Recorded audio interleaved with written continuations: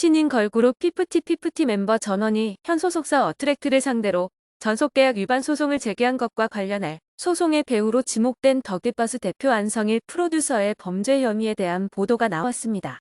바로 안성일 대표가 큐피드 원 작곡가의 사인을 위조했다는 의혹이 제기된 것인데요. 한 연예 매체는 안성일 대표가 큐피드 원 작곡가 3명과 맺은 권리양 수도계약서와 이를 보고하기 위해 한국음악저작권협회에 제출한 지분 변경 확인서를 제시하며 큐피드 저작권 지분율을 늘리기 위해 원 작곡가 3명의 사인을 위조했다고 보도했습니다. 매체는 안 대표가 저작권협회에 제출한 지분 변경 확인서를 공개하고 안성일은 지난 3월 소외된 작곡가 3명의 지분 74.5%를 본인과 회사 앞으로 옮기는 지분 변경서를 제출했고 이를 통해 큐피드 지분을 자신 앞으로 95.5%까지 늘렸다. 이로 인해 소외된 작곡가 지분은 0%, 멤버 키나의 작사 지분도 6.5%에서 0.5%로 확 축소됐다라고 보도했습니다. 더 기버스가 피프티 관련 업무를 할 때 어트랙트와 사전 협의 과정을 거쳐야 하는데 어트랙트 측이 모르게 했다는 점에서 용역계약 위반일 수 있습니다. 또한 안성일 대표가 저작권을 옮기는 과정에서 소외된 작곡가 서명란을 가짜 사인으로 채워 협회에 제출했다는 의혹도 나와 충격을 더하고 있습니다. 그럼에도 불구하고 지난 7월 5일 안 대표는 큐피드 저작권과 관련해 적법한 절차를 거쳐 작가들과 논의 끝에 권리양 수도 계약을 체결하여 대금을 지급하고 보유한 권리라고 주장했습니다. 무엇이 적법일까요? 어트랙트와 사전 협의 없이 저작권을 사들인 것, 스웨덴 작곡가 사인을 위조해 지분을 변경한 것, 어떤 것도 적법해 보이지 않습니다. 이런 와중에 안 대표의 더기버스 측에서는 이에 대한 해명 대신 생뚱맞은 주장을 펼쳤는데요. 피프티가 참가한 영화 바비 OST의 뮤직비디오가 소속사 어트랙트의 전홍준 대표로 인해 무산됐다는 주장을 내놓은 것입니다.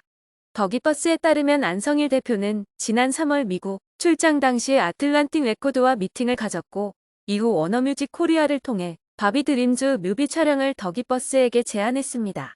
더기버스는 워너뮤직 코리아와 상의하면서 이러한 상황을 전홍준 대표에게 지속적으로 보고하면서 상황을 공유했고 2023년 6월 9일 전반적인 상황에 대해 카톡으로도 전달했습니다. 안성일 대표는 그러면서도 당시 멤버 아란의 건강상 촬영 가능 여부에 대해 가장 걱정했다고 전했습니다. 더기버스 측은 아란은 미안한 마음으로 본인의 건강 이슈로 인해 멤버들이 피해보는 상황을 피하고자 출연을 결심했다.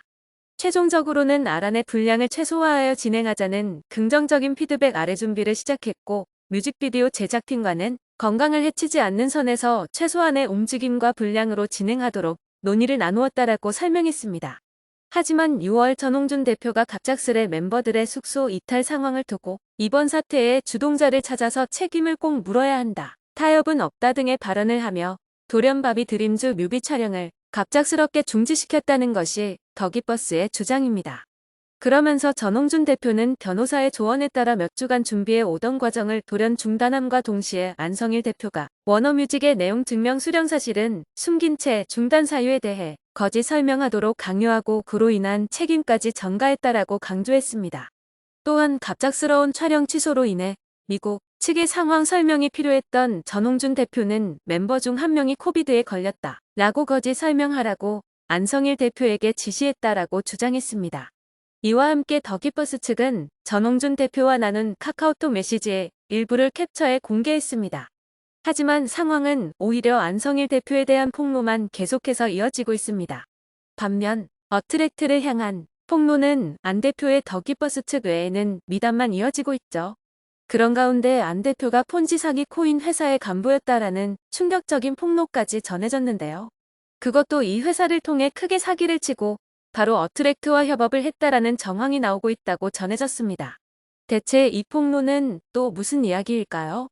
먼저 이야기에 앞서 한 인물이 등장합니다. 바로 어트랙트의 백이사라는 인물인데요.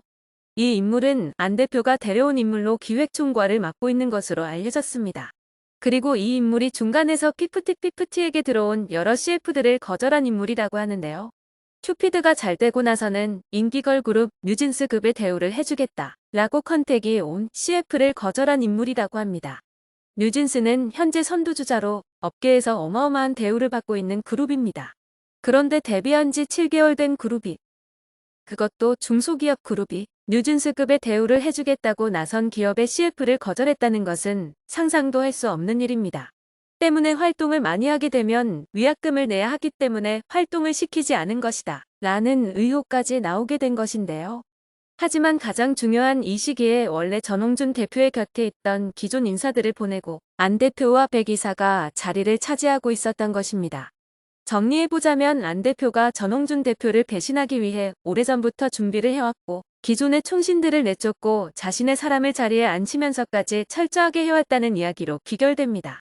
여기서 더 놀라운 폭로가 이어집니다. 어트랙트에 들어오기 전 안 대표와 백 이사가 비지트라는 음원 IP 회사에서 간부로 일을 했다는 의혹이 불거진 것인데요. 그런데 이 회사의 정체가 심상치 않습니다. 업계에서는 이 음원 IP 사업이 문제 있는 사업으로 논란이 있어 왔습니다. 이 사업은 음원 저작권 공유 플랫폼으로 작곡가나 가수의 전유물로만 여겨지던 음악 저작권을 일반인도 사고 팔 수 있게 한 것입니다. 음원 스트리밍 서비스 시장이 커지면서 노래의 가치가 높아지며 크게 주목을 받은 사업인데요. 이 플랫폼에서 이용자가 사고 파는 것은 실제 음악 저작권이 아닌 저작권료 참여 청구권입니다. 저작권 자체는 매매할 수 없습니다. 저작권 가운데 수익을 받을 수 있는 권리인 재산권과 저작인 저권만을 사고 팔 수 있습니다.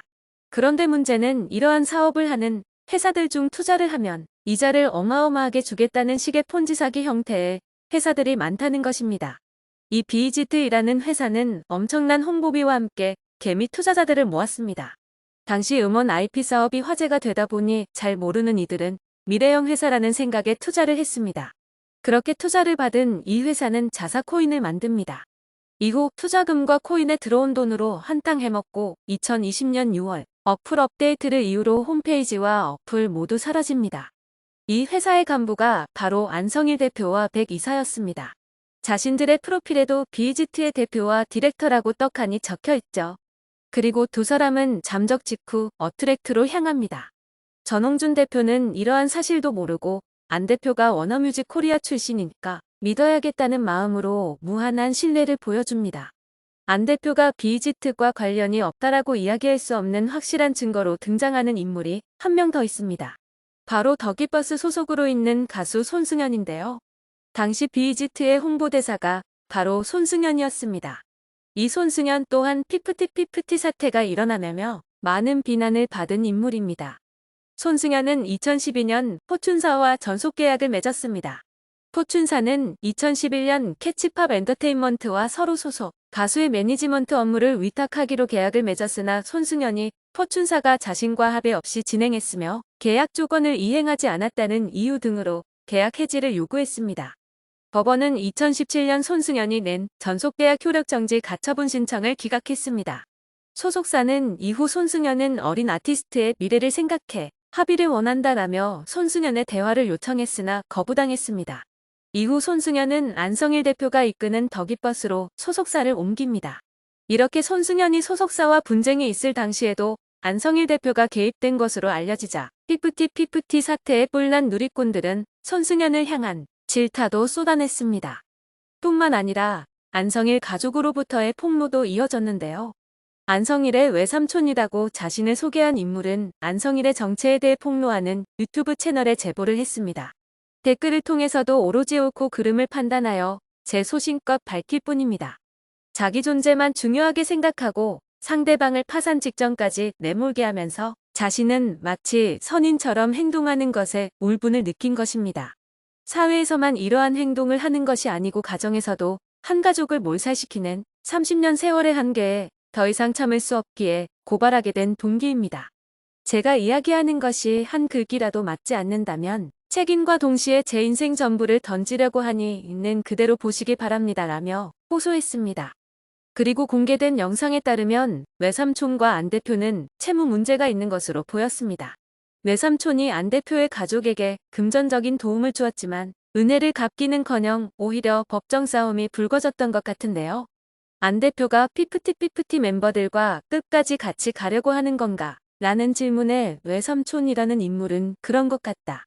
20살 된 애들이 가처분 신청 이런 법정 용어를 아는 애가 몇 명이나 되겠나. 전부 다 이거 조작한 게 이 안성일이었다. 부모들 보니까 여러 종목의 특허 등록을 시켰잖아. 그걸 대한민국에서 알 사람이 누가 있겠나? 누가 조작했겠나? 저 범인은 안성일이다 라고 주장했습니다. 또한 안 대표가 소송에서 이길 거라는 생각을 갖고 있다고 이야기했는데요. 그는 안성일이 그렇게 생각하고 있는 거다. 그래서 내가 그러지 말고 너가 직접 가기. 그러면 밑에 사람을 믿을 만한 사람을 전 대표도 아는 사람을 해서 보내라. 너는 가지 말고 저쪽에서도 애들을 살려야 된다고 양보할 거는 양보하고 처리를 해봐라. 내 잘못을 인정을 해라 라고 이야기했다라고 밝혔습니다. 유튜버는 외삼촌이 주장하는 내용들을 자신의 채널에서 모두 공개하기에는 너무 큰 주제이기 때문에 언론사에 제보를 하겠다라고 전했습니다. 유튜버가 이렇게까지 이야기하는 것을 보면 폭로한 내용들이 굉장히 충격적인 것 같은데요. 공개된 이야기를 종합해보면 안 대표는 자신에게 전혀 잘못이 없고 현재 진행되고 있는 법정 싸움에서도 무조건 이길 것이라고 예상하고 있는 것 같습니다. 애초에 피프티피프티라는 그룹 자체가 한국보다 미국에서 먼저 반응이 왔기 때문에 한국에서 현재 이런 상황이 펼쳐지고 있어도 미국에서 활동을 하면 그만이다라는 생각을 갖고 있는 것이 아닌가 합니다. 그러나 업계 전문가들의 시선은 다릅니다. 전문가들은 피프티피프티의 흥행에 대해 원히트 원더가 될 가능성이 높다라고 평가하고 있는데요. 원히트 원더란 대중음악에서 단 한 개의 고만 큰 흥행을 거두고 사라지는 아티스트들을 일컫습니다. 전문가는 피프티피프티에 대해 그룹보다 음악이 먼저 성공한 것이라고 부연하면서 다음에도 비슷한 성적을 낼 수 있느냐고 한다면 없을 가능성이 높다라고 냉정한 분석을 전했습니다. 그 예시로 싸이의 강남스타일을 들기도 했습니다. 까도 괴담만 계속 나오는 안 대표의 진짜 정체는 대체 무엇일까요? 시간은 흘러만 가고 이제 국내에서는 피프티피프티라는 그룹에 대해 중소기업의 기적이라는 이미지보다 배신 그룹이라는 이미지가 굳게 고정되었습니다. 자신의 이익을 챙기기 위해 많은 이들에게 피해를 준 인물은 반드시 합당한 처벌을 받고 다시는 이와 같은 일이 벌어지지 않도록 조치가 제대로 취해지길 바라겠습니다.